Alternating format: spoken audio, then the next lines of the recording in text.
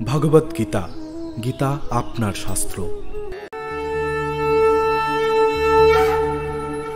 গুরুন হত্বা হি মহানুভাবান শ্রেয়ো ভোক্তুম ভৈক্ষ্যমপীহ লোকে হত্বার্থ কামাংস্তু গুরুনিহৈব ভুঞ্জীয় ভোগান রুধির প্রদিগ্ধান। অর্জুন বললেন, হে অরিসুদন, হে মধুসূদন, এই যুদ্ধক্ষেত্রে ভীষ্ম ও দ্রোণের মতন পরম পূজনীয় ব্যক্তিদের কেমন করে আমি বাণের দ্বারা প্রতিদ্বন্দ্বিতা করব?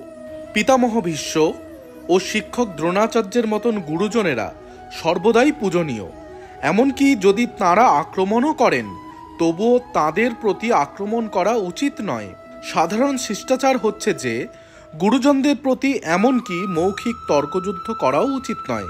এমনকি তাদের আচরণ যদি কখনো কখনো রূঢ়ও হয়, তবুও তাদের প্রতি রূঢ়ভাবে আচরণ করা উচিত নয়।